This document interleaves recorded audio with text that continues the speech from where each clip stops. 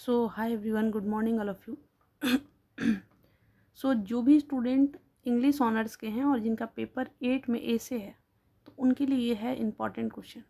जिसको भी ये पीडीएफ चाहिए होगा 6206609855 पर 19 रुपये देकर ये पीडीएफ ले सकते हैं। 6206609855। ठीक है, देखिए आराम से देखिए। ग्रुप ए, ठीक है, ग्रुप ए में आपको यहाँ पे इम्पॉर्टेंट टॉपिक दिया गया है। इसको 20 टॉपिक दिया हुआ है। अब देखिए, हमेशा याद रखिए कि ये सब टॉपिक कैसे लिया गया होगा।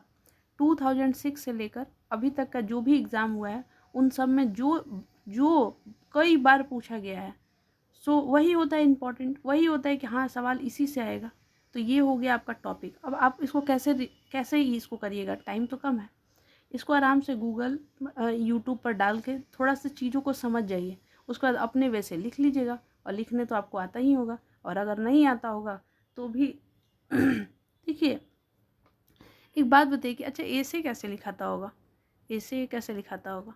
तो देखिए, ऐसे लिखने का कुछ तरीका बताते हैं, शायद हेल्प मिल जाए। मान लीजिए कोई एक टॉपिक है, ठीक है। अब उस टॉपिक है और उसके बाद इसे आपको कम से कम 3 पन्ना 4 पन्ना जो भी जिस हिसाब के नंबर से आपको लिखना होता होगा, ठीक है। तो मान लीजिए कि कैसे लिखिए, एक तो पहले एक लाइन में थोड़ा कम कम वर्ड लिखिए। एक तो बात ये, पहले तो दोनों तरफ लाइनिंग कर लीजिए। उसके बाद एक लाइन में, जैसे मान लीजिए आप छः वर्ड लिखते होंगे तो 4 ही लिखिए, उसके बाद लिखिए, ठीक। उसके बाद मान लीजिए कि कुछ है, होता है ना कि ये जो ऑथर है ये बात कहना चाहते हैं, या उसमें कुछ इंपॉर्टेंट लाइन है या कुछ पोयम है, कुछ मतलब इस तरह से आप समझ रहे होंगे। तो उसको क्या करिए कि मान लीजिए यहाँ तक वो लाइन लिख के आप रेडी करके रखें, ठीक। तो वो जब लाइन को लिखना है तो ऐसे इन्वर्टेड कॉमा के साथ बीच में वो लाइन लिखिए, कि ताकि आपका एक स्पेस इतना फील हो जाए। और उसके बाद फिर नीचे से लिखना चालू करिए। मतलब माइंड में क्या होना चाहिए कि हाँ हमको ये सारे वर्ड्स लिखने हैं, उसके बाद फिर 1-2 लाइन छोड़ना है, उसके बाद फिर वो इम्पॉर्टेंट लाइन लिखना है। ये लाइन लिख दी है बीच में और फिर यहाँ से स्टार्ट करना है। ठीक समझ में आ रहा है हम क्या कहना चाह रहे हैं? कि कुछ वर्ड्स मतलब कुछ लाइन, फिर पैरा, फिर कुछ लाइन, कुछ पैरा, ऐसे कर करके लिखना है। क्योंकि ऐसे में तो आप फ्लो चार्ट नहीं बनाइएगा, ऐसे में आप डायग्राम नहीं बनाइएगा, ऐसे में तो एक फ्लो से लिखना है। तो लिखने का भी तरीका होना चाहिए, ठीक है। चलिए हो गया। अब फिर देखिए ये बी, ग्रुप बी में देखिए general topic, pollution, environment, generation gap, your ambition of life, impact of कोविड-19, जेंडर सैनिटाइजेशन। अब ये जो है वुमेन एम्पावरमेंट, डेमोक्रेसी इन, ये जो है Mahakumbh, role of literature, worship, corruption, ये सब जो वर्ड है इसमें आप अच्छे से फ्लो चार्ट का यूज कर सकते हैं। इसमें आप अच्छे से फ्लो चार्ट का यूज कर सकते हैं। कैसे करेंगे फ्लो चार्ट का यूज? देखिए, लेट जो मान लीजिए करप्शन आ गया, ठीक, या कोई भी इसमें आ गया, महाकुंभ आ गया, ह्यूमन राइट आ गया, कुछ जेंडर सैनिटाइजेशन आ गया। तो अब हम क्या करेंगे? अब इतना ही टॉपिक हमको पता है कि इतना ही टॉपिक में से आने का पूरा पूरा संभावना है, ठीक है। तो हम करप्शन के ऊपर क्या देखेंगे कि 2-3 लाइन का डाटा देख लीजिए कि इंडिया का करप्शन का कितना नंबर पे डाटा आता है, डाटा कौन रिलीज करता है, देख लीजिए। उसके बाद अब यहाँ पे हो जाएगा कि अगर मान लीजिए कि करप्शन मतलब आपको लगता है कि गांधी जी कुछ, फिर ठीक है, मान लीजिए एक डाटा लिख दिए, कोई भी इसमें से स्टार्ट कर रहे हैं तो डाटा लिख दिए। उसके बाद करप्शन पे 2 लाइन लिख दीजिए, क्योंकि कंटेंट मेरे पास कम है, लिखना ज़्यादा है, ठीक। अब हो गया ये 2 लाइन का। अब नीचे एक इन्वर्टेड कॉमा पे लिख दीजिए कि महात्मा गांधी करप्शन पे क्या कहते थे। हाँ, महात्मा गांधी फिर।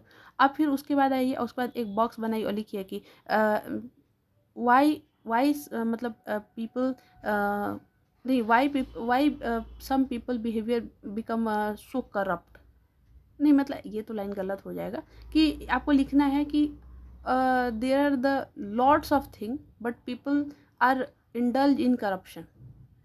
बहुत सारा चीज़ है लेकिन फिर भी लोग करप्शन में इंडल्ज हैं, वाई? एक सवाल बन गया ना। तो इसमें से ए बी सी, मतलब ये वाला यहाँ पे डायग्राम नहीं बनेगा, वो सवाल पे ऐसे ए बी ये रीज़न है। फिर यहाँ पे ऐसे तो मान लीजिए प्रॉब्लम सब बता दिए, तो फिर लिखिएगा कि ये ऐसे गोला बनाइए और लिखिए solution, solution for solution to, solution यहाँ पे लिखना है फाइट फॉर करप्शन, ये फाइट इन करप्शन। तो इस तरह से आप एक एक वर्ड लिख सकते हैं यहाँ पे कि करप्शन से कैसे लड़ा जा सकता है। तो ट्रांसपेरेंसी लाकर लड़ा जा सकता है, डिसिप्लिन लाकर, कुछ लॉ लाकर, गवर्नमेंट क्या क्या लॉ लाया है। फिर ये राइट टू इन्फॉर्मेशन है, आरटीआई डाल सकती हैं, पीआईएल तो ये सब चीज़ बता सकते हैं कि ये चीज़ें हैं। बहुत सारा गवर्नमेंट मतलब प्रोग्राम चलाता है, बहुत सारे स्कीम्स है, बहुत सारे एजेंसी है, विजिलेंस कमीशन हो गया, सीबीआई हो गया, ये सब बहुत सारे हैं जिस पे लिखा जा सकता है। अब इसी तरह से वुमेन एम्पावरमेंट है, डाटा डाल दीजिए कि इंडिया में क्या वुमेन एम्पावरमेंट का हाल है, फिर किसी व्यक्ति का कोटेशन डाल दीजिए कि वुमेन एम्पावरमेंट ऐसे ऐसे है, और फिर वुमेन एम्पावरमेंट पे लिखिए फंक्शन क्या है, वुमेन एम्पावरमेंट कहते किसको हैं, और डायग्राम का खूब अच्छा से इस्तेमाल किया जा सकता है इन सब पे। ठीक है, सो बस हो गया, बस इतना ही था। ठीक है, डेमोक्रेसी है, डेमोक्रेसी के बारे में लिखिए ना, 2 लाइन लिख लीजिए डेमोक्रेसी के बारे में, लिख दीजिए कि ये व्यक्ति डेमोक्रेसी के बारे में क्या कहते थे। उसके बाद लिख दीजिए फंक्शन ऑफ डेमोक्रेसी क्या होता है, उसका लिखिए वाई इंपॉर्टेंस ऑफ डेमोक्रेसी। अगर डेमोक्रेसी ना हो तो क्या होगा, if there are if in their country if there are government if in a country if the government become dictatorship, so क्या होगा, व्हाट इज़ हैपनिंग। तो ये चीज़ बताया जा सकता है डेमोक्रेसी का क्या फंक्शन है, किसको डेमोक्रेसी कहते हैं, what is difference between democracy and dictatorship, बहुत सारा चीज़ हो सकता है। So thank you so much, wish you all the best. ये जो इम्पॉर्टेंट क्वेश्चन है ये सभी के लिए काम मतलब हेल्पफुल होगा, आप जुड़ सकते हैं इन सब चीज़ों से। So thank you so much, wish you all the best. मेरा बस एक ही रिक्वेस्ट है, शेयर कर दीजिएगा ताकि आपकी वजह से और भी कोई टॉप कर जाए, पास कर जाए। Thank you.